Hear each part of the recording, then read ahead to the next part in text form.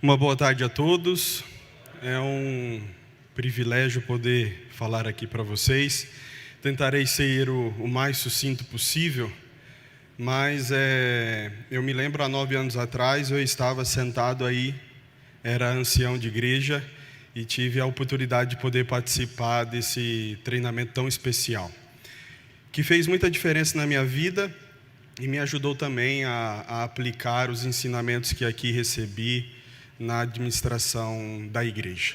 Bom, montei uma apresentação da qual eu tinha gastado no seu preparo quase umas 6 horas. Fiz planilhas, fiz tabelas e imaginei apresentar aqui para vocês. Mas, recentemente, alguma coisa me disse que eu deveria falar de outra coisa, e não menos especial do primeiro assunto do qual eu falaria, mas de um assunto que verdadeiramente eu sinto necessidade de ouvir na igreja, e um assunto não só atual, mas muito importante pela sua representatividade.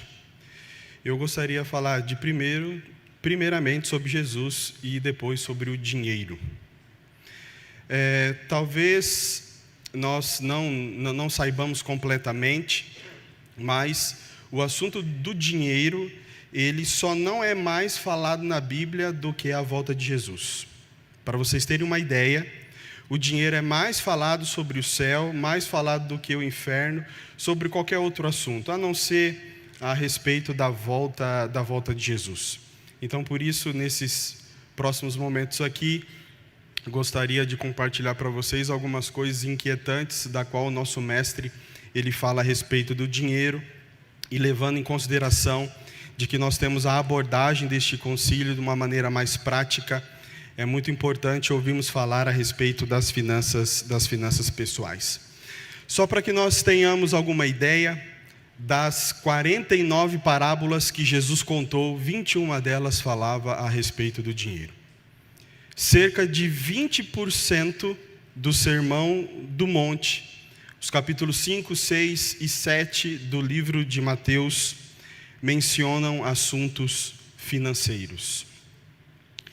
E o próprio Jesus falou a respeito do dinheiro cerca de 80 vezes. Bom, eu posso garantir para você que nós vamos nos espantar a respeito das verdades que Jesus falou a respeito do dinheiro. Verdades que, se fossem realmente conhecidas, evitariam sérios problemas financeiros que, quem sabe, por algum desatino da vida, nos alcançaram. Verdades que podem recuperar a paz financeira. Verdades que podem revolucionar a forma como nós vemos o mundo das finanças. Bom, vamos lá, eu vou pedir para que você abra a Bíblia, nós vamos abrir a Bíblia várias vezes, e o primeiro texto está lá no livro de Lucas, o capítulo 14, nós vamos ler do verso 28 ao verso 30. Este texto menciona e fala de um assunto muito importante, onde Jesus diz que nós devemos fazer orçamentos. Qual de vocês, se quiser construir uma torre, primeiro não se assenta e calcula o preço, para ver se tem dinheiro suficiente para completá-la? Pois se lançar o alicerce e não for capaz de terminá-la, todos os que a virem rirão dele, dizendo: este homem começou a construir e não foi capaz de terminar. Bom, nós não temos dúvidas de que Jesus, ele deseja o melhor para cada um de nós. E é por isso que a palavra de Deus é o livro que fala mais a respeito de finanças no mundo de hoje. É por isso que o nosso mestre deixou vários ensinamentos financeiros, e inclusive o de fazer orçamentos. Infelizmente, muitos insistem em não fazer orçamentos. E uma coisa que eu gosto muito é de ler pesquisas. E eu trouxe os dados de algumas pesquisas aqui para vocês. Recentemente, uma pesquisa conduzida pela SPC Brasil verificou que 49% dos brasileiros, eles não fazem orçamento. Quem sabe alguns por falta de hábito, outros pelo medo de atestarem a sua real condição financeira, outros, quem sabe, por considerarem o orçamento alguma coisa chata, alguma coisa desnecessária. Mas seria muito bom nós sabermos o que é o orçamento. O orçamento, numa definição muito simples, nada mais é que o seu plano de realização dos seus sonhos financeiros. Seja casa própria, seja a realização de uma viagem, seja, quem sabe, sair das dívidas. Essa mesma pesquisa atestou que 6 entre 10 brasileiros têm algum tipo de dívida. Partindo deste conceito de que o orçamento é o nosso plano, então vale a pena nós lembrarmos do que a Bíblia fala a respeito de planos. Na segunda parte do verso 5 do capítulo 21 de Provérbios, é dito assim: os planos bem elaborados levam à fartura. Ou seja, se nós queremos alcançar de alguma forma a paz financeira, o equilíbrio nas finanças, quem sabe a prosperidade financeira, nós precisamos começar a fazer orçamentos. De nada adianta nós sabermos que algo é importante e nós não fazermos. Ou seja, conhecimento sem ação não serve. E nós não precisamos esperar muito para começar a agir, para começar a fazer. Se você não tem facilidade com planilhas eletrônicas, anote naquilo que eu ouvia o avô dizer no papel de pão da padaria. Lembra do caderninho? Em que você ali, quem sabe, por muito tempo anotou. Hoje existem outros meios, outros métodos. Vai depender da forma como você interagir melhor com esses recursos. Mas nós devemos fazer orçamentos. E o orçamento ele deve ser anual, porque a cada mês existem receitas e despesas diferentes.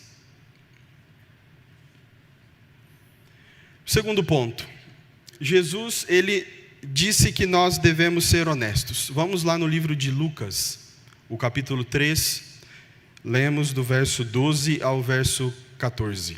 Lucas, capítulo 3, do verso 12 ao verso 14.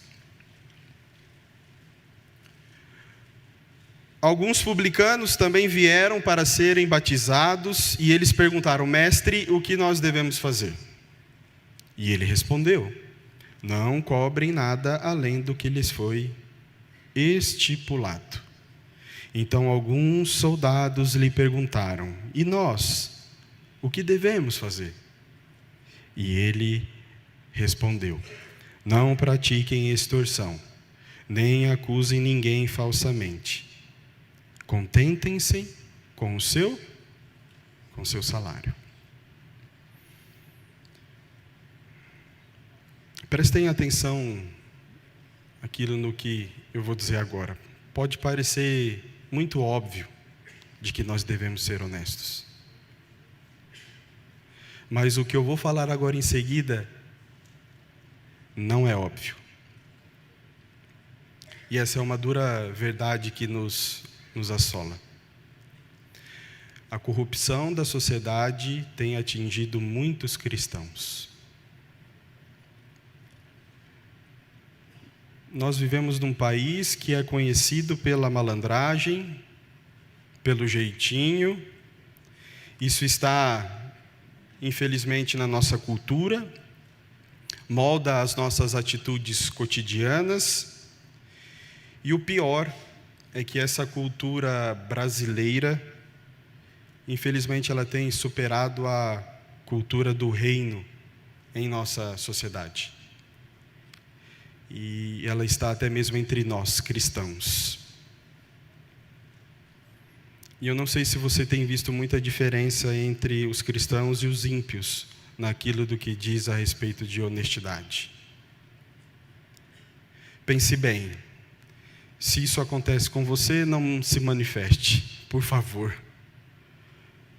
Quantos cristãos vocês conhecem que fazem ligações clandestinas de energia elétrica? O famoso gato. Quantos sonegam o imposto de renda?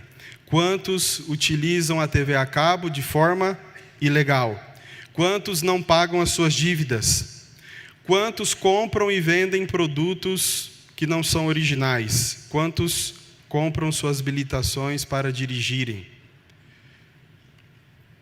Quantos dirigem sem habilitação? Quantos?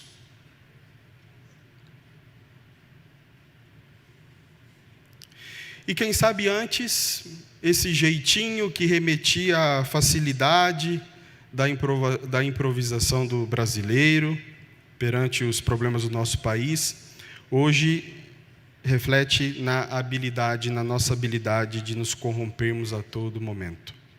Bom, não me assusta quando escutei aqui o pastor e o Dr. Paroski falando a respeito dos brasileiros lá no Japão. Mas a visão que, infelizmente, o mundo acaba tendo de nós é de que nós somos o quê?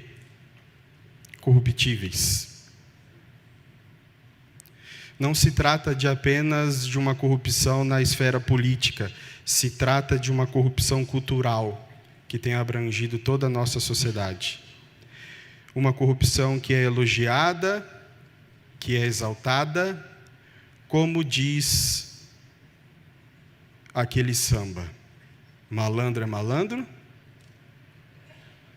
mané é mané.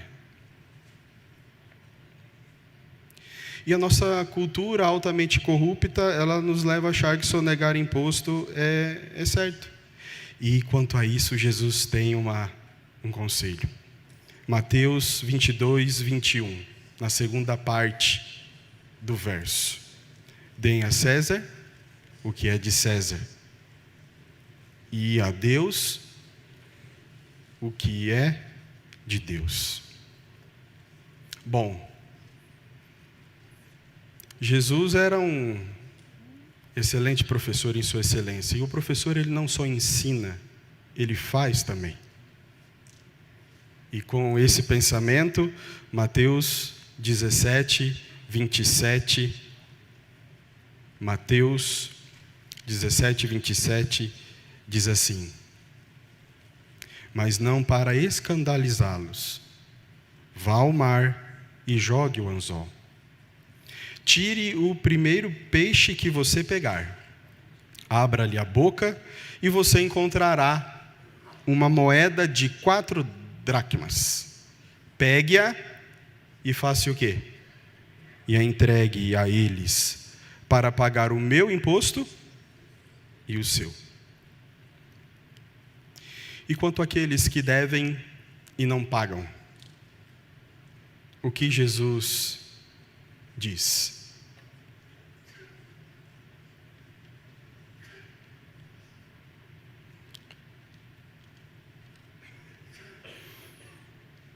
Mateus 5, 25, 26. Mateus 5, 25 e 26. Entre em acordo depressa com seu adversário, que pretende levá-lo ao tribunal. Faça isto enquanto ainda estiver com ele a caminho, pois caso contrário, ele poderá entregá-lo ao juiz, e o juiz ao guarda, e você poderá ser jogado na prisão, e eu lhe garanto que você não sairá de lá enquanto não pagar o último centavo. É muito claro que, através da leitura deste verso, Jesus ele nos chama a viver uma vida de honestidade, ao contrário do que muitos acreditam. Ao contrário do que muitos acreditam, a honestidade ela conduz à prosperidade. Até também porque não há prosperidade duradoura sem honestidade. com a desonestidade, é possível você ir até longe, rapidamente. Mas não é possível você permanecer por lá muito tempo. Como diz essa geração, um dia a casa vai cair. Cedo ou tarde. Ou a casa vai cair aqui na terra, ou ela vai cair lá na eternidade. Jesus ele tinha também uma visão muito específica e clara e benevolente a respeito dos pobres. Mateus 5:42. Jesus disse que devemos ajudar os pobres e os necessitados. Deem a quem lhe pede, e não volte as costas àquele que deseja pedir-lhe algo emprestado. E quanto à doação, existe uma verdade que muitos podem até conhecer, mas não a experimentam. Que quem doa é muito mais beneficiado do que quem recebe. Isso está lá no livro de Atos, capítulo 20, o verso 35, a segunda parte. Palavras do próprio Senhor Jesus. Há maior felicidade em dar do que receber. Bom, aqui vai mais uma pesquisa. De diversas pesquisas científicas que comprovam de que Jesus estava certo ao dizer que não há maior felicidade do que a de dar. É uma pesquisa que eu vou enviar para os pastores pelo WhatsApp, e eles podem enviar para vocês também. É uma pesquisa que foi realizada por professores da Universidade de Harvard, que dizem assim: pessoas aleatórias receberam determinadas quantias financeiras. Uns receberam 10, outros receberam 50, outros receberam $100. Só que metade destes, que faziam parte deste experimento, deste estudo, eles deveriam gastar o dinheiro recebido com outras pessoas. Então, eles tinham que comprar presentes ou fazer doações. Já a outra metade deveria gastar aquele recurso que foi lhe dado em mãos para coisas para si mesmo, coisas para si. Eles tinham que fazer isso. Bom, ao final do dia, se constatou, eu estou bem resumindo aqui, mas a pesquisa depois vai completa, se caso você quiser reproduzir na sua igreja. Ao final do dia se constatou que quem deu presentes ou fez doações se mostrou muito mais feliz e muito mais satisfeito com quem gastou o dinheiro consigo mesmo. A conclusão dos pesquisadores, ela foi óbvia, porque Jesus já falava a respeito disso, que há maior felicidade em doar do que em gastar consigo mesmo. Ou seja, Jesus ele tinha razão. Nessa mesma linha de raciocínio, a essência do cristianismo, nós sabemos, é o amor. E o verso de João 3,16 é muito conhecido para nós, não vou recitar aqui para vocês, mas porque Deus amou, o que Ele fez? Ele deu. Quem ama, espontaneamente dá. E quanto à doação aos pobres e os necessitados, o que Jesus diz? Esses textos não precisamos ler, mas se você quiser anotá-los, Mateus 19, de 16 a 30, diz para nós, quando Jesus ele esteve com o jovem rico e ele pediu para que ele vendesse os seus bens e desse aos pobres. Em Lucas 14, de 12 a 14, ele disse para alimentarmos os necessitados. Em Lucas 6, 30, ele disse para doarmos àqueles que pedem. Então, percebemos aqui que Jesus ele se importa sim com os pobres. E nós, como seus imitadores, tendo Cristo como modelo, deveríamos fazer o quê? Deveríamos fazer o mesmo. Mas Jesus também tinha uma preocupação a respeito das nossas doações. A forma como nós fazemos essas doações. E lá em Mateus, no capítulo 6, no verso 2, diz assim: quando você der esmola, não anuncie isso com trombetas, poderia parafrasear aqui com selfies, como fazem os hipócritas nas sinagogas e nas ruas, a fim de serem honrados pelos outros. Eu lhes garanto que eles já receberam a sua plena recompensa. Jesus também ele diz que o nosso coração está onde o nosso tesouro está. É um verso conhecido lá de Mateus 6, 21.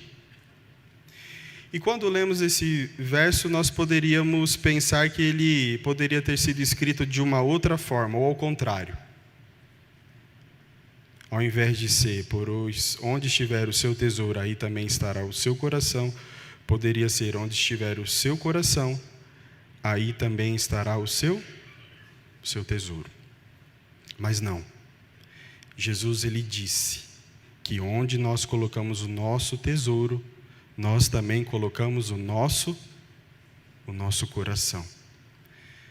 Só que isso tem implicações. E muitas vezes nós não conseguimos entender essas implicações.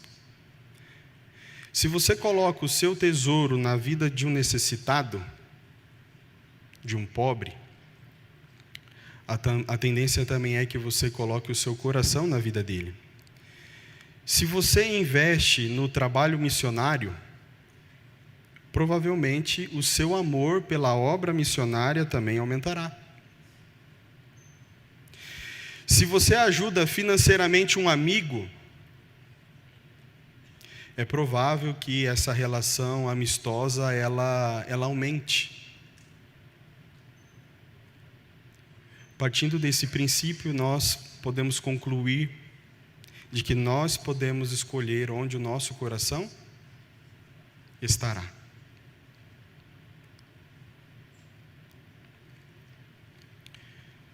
Somos nós que decidimos se vamos amar o cônjuge ou não. Somos nós que decidimos se vamos amar os filhos ou não. Somos nós que decidimos se vamos amar a obra missionária ou não. Lucas 12, 21. Assim acontece com quem guarda para si riquezas, mas não é rico para com Deus. Jesus também disse que nós não devemos confiar no dinheiro.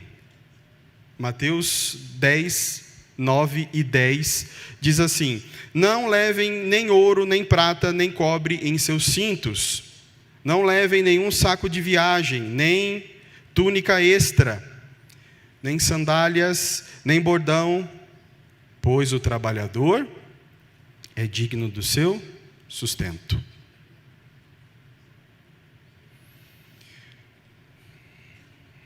Eu agradeço muito a Deus, às vezes, as oportunidades que nós temos para falar nos encontros de casais, nos cursos de noivos. E existem algumas temáticas que nesses encontros nós abordamos, pelo fato de alguma maneira poder contribuir e ajudar essas pessoas que tenham uma vida financeira equilibrada.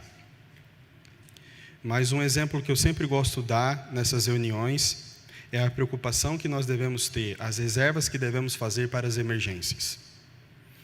Alguns especialistas dizem que nós deveríamos, pelo menos, ter guardado 6 meses do nosso custo mensal. Você imagina mais ou menos o quanto você gasta por mês. Então, alguns especialistas dizem que você deve ter pelo menos 6 meses dessa reserva guardada, porque se caso a sua fonte principal de sustento ela não realizasse num curto tempo, você teria como honrar com os seus compromissos. Agora, vamos imaginar que se ao invés de seguir as recomendações dos especialistas, se ao invés de guardar 6 meses, nós guardássemos 1 ano. Isso seria muito bom, não é verdade? Mas, queridos, se nós não tivermos uma mentalidade financeira madura, nós corremos o risco de depositar a confiança na reserva que fizemos e não em Deus. Um outro exemplo que mencionamos também nesses cursos, a renda passiva. Lembra que a renda ativa é a sua fonte principal de sustento, é o seu trabalho, é o seu negócio.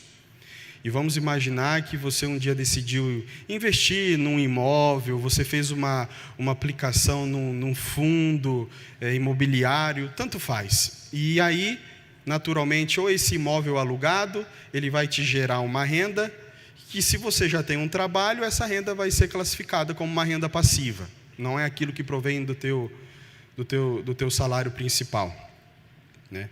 Essa é uma coisa que nós também falamos e incentivamos. E geralmente essas fontes, quando bem administradas, elas começam também a gerar recursos financeiros, sem que nós tenhamos que trabalhar. Você aplica e espera o resultado do recurso. Nós conseguimos perceber também que esses recursos, eles podem reduzir a nossa confiança em Deus? Diante da confiança que os bons hábitos financeiros geram, nós precisamos ter algo em mente. Tudo o que nós conquistamos vem de Deus. Ele é a fonte. Nós não teríamos capacidade se Deus não nos desse. Nada teríamos sem a capacidade que Ele nos concede. O Salmo 127, 1 e 2 diz assim: se não for o Senhor, o construtor da casa, será inútil trabalhar na construção. Se não é o Senhor que vigia a cidade, será inútil a sentinela montar guarda. Será inútil levantar cedo e dormir tarde, trabalhando arduamente por alimento. O Senhor concede sono àqueles a quem ama. Só que para nós não é fácil entender que Deus, Ele é a fonte, porque essa verdade nos traz outras verdades inquietantes. Essa verdade conduz para o fato de que o nosso emprego não é a fonte do nosso sustento. A fonte é Deus. O emprego, ele pode acabar.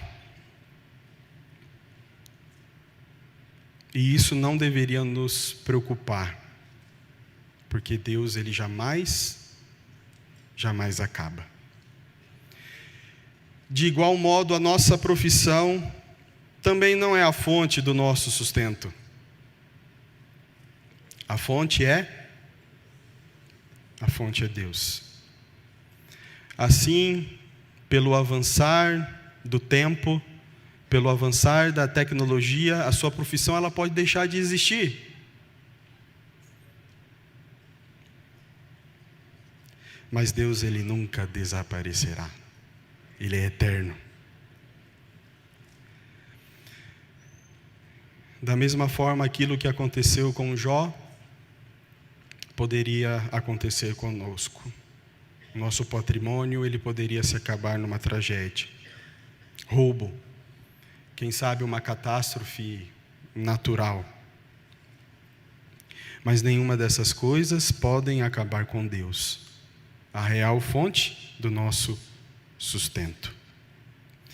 Quando nós realmente entendemos que Deus é a fonte, assim como Paulo, nós compreendemos que passar por todas essas coisas é certo de que Deus é quem garante o nosso sustento. Filipenses 4, 12 e 13. Sei o que é passar necessidade, sei o que é passar fartura ou ter fartura.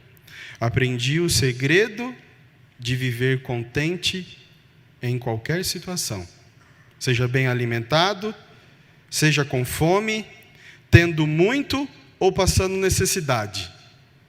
Tudo posso naquele que me fortalece. Jesus também disse para não ficarmos ansiosos por questões financeiras. Mateus 6:31. Portanto, não se preocupem, dizendo: que vamos comer, ou o que vamos beber, ou o que vamos vestir. Assim como confiar de que Deus é a fonte do nosso sustento não é uma coisa fácil, não é fácil nós não ficarmos ansiosos por questões financeiras. Se aqui tem um desempregado, sabe do que eu estou dizendo. Agora, quando nós lemos a passagem de que Jesus diz para observarmos os lírios do campo, que mesmo sem trabalhar possuíam o seu sustento, nós podemos cair no erro de achar que a principal mensagem aqui é para que não fiquemos ansiosos. Mas a principal mensagem é aquilo que está escrito no mesmo capítulo 6 de Mateus, no verso 33. Busquem, pois, em primeiro lugar, o reino de Deus e a sua justiça, e todas essas coisas lhe serão acrescentadas. Quem sabe hoje o dinheiro nos tornou escravos, e Jesus, ele tem o desejo, a vontade de nos libertar dessa escravidão. Ele deseja que nós viemos a buscá-lo, assim como diz a palavra, buscá-lo em primeiro lugar. E ao ler isso, podemos lembrar do que o salmista diz no Salmo 37, o verso 25. Já fui jovem e agora sou velho, mas nunca vi o justo desamparado, nem os seus filhos mendigando o pão.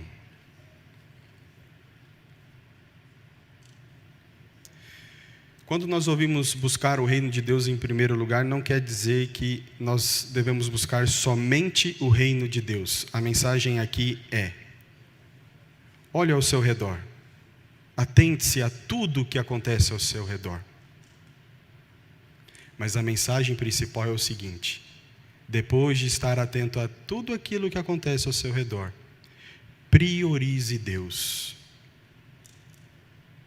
Você vai precisar trabalhar, mas o seu trabalho ele não pode te afastar de Deus.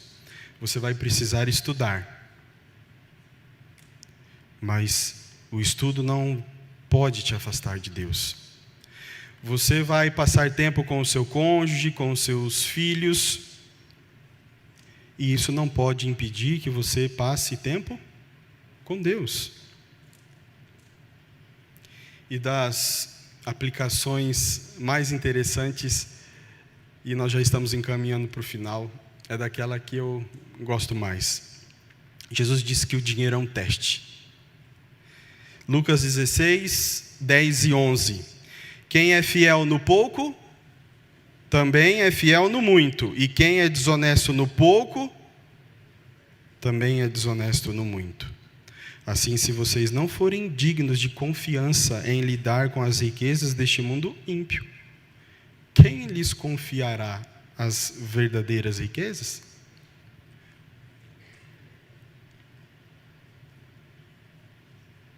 Se nós observarmos, Jesus ele diz aqui nesses versos que a forma como nós nos relacionamos com as riquezas aqui neste mundo, ela interfere na eternidade. Como administramos o dinheiro que Deus nos dá pode determinar a nossa eternidade. E às vezes, lendo este verso, e quando lemos várias vezes, podemos fazer diferentes interpretações. A interpretação que me deixou mais triste é aquela como se Jesus olhasse para mim e dissesse assim: filho, Mateus, você não é capaz de administrar o seu dinheiro. Como eu posso confiar em você para administrar as riquezas celestiais?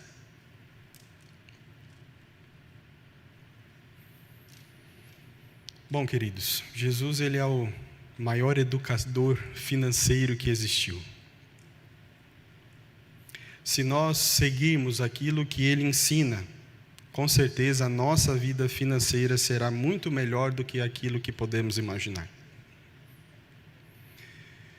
Como eu mencionei anteriormente, Ele quer o melhor para cada um de nós. E por isso nós devemos, mesmo que nós não entendamos na sua totalidade, integralmente, é muito mais vantajoso e lucrativo obedecer às palavras financeiras de Jesus, que são: devemos fazer orçamentos, devemos ser honestos, devemos ajudar os pobres e necessitados. Nosso coração está onde o nosso tesouro está. Não devemos confiar no dinheiro, não devemos ficar ansiosos por questões financeiras. E não se esqueça, o dinheiro é um teste. Agora, somos nós que decidimos o que faremos com esse conhecimento. Querido Deus, neste momento ouvimos aqui a Tua palavra, várias menções da Tua carta de amor, e através desses versos, Senhor Deus, compreendemos o quanto o Senhor se preocupa e o quanto o Senhor deseja que sejamos, ó Pai, prósperos e felizes financeiramente. Ao seguirmos as recomendações da Tua palavra de amor, nós compreendemos, Senhor Deus, que estará dentro do nosso coração a satisfação e o reconhecimento de que devemos ser felizes com aquilo que temos. Porque aquilo que temos, quem sabe, é muito mais do que aquilo que outra pessoa poderia sonhar. Nós queremos externar a nossa gratidão a Ti pela oportunidade de Te servir e dedicar a vida à mensagem do Teu reino. Só que nós somos falhos, Senhor, somos pecadores, somos movidos e influenciados pelas tendências deste mundo. O secularismo, quem sabe, nos tomou. E é por isso que nesse momento nós queremos voltar à Bíblia, queremos voltar aos Teus ensinos, queremos aprender sobre este importante tema da vida cristã. Nós somos falhos e nesse momento reconhecemos a nossa fraqueza e por isso nós queremos dedicar todos os recursos que o Senhor nos deu para administrar em Tuas mãos, Senhor Deus. Nada daquilo que devolvemos seria suficiente comparado ao sangue de Jesus que foi derramado na cruz. Nós somos devedores, Senhor Deus, deste amor sem igual. Muito obrigado por ele. E que através do estudo da Tua palavra, de um conhecimento específico, que o Senhor nos ajude, Senhor Deus, a darmos testemunho e que possamos apoiar as nossas igrejas em todos os sentidos na área financeira. Oro em nome de Jesus. Amém.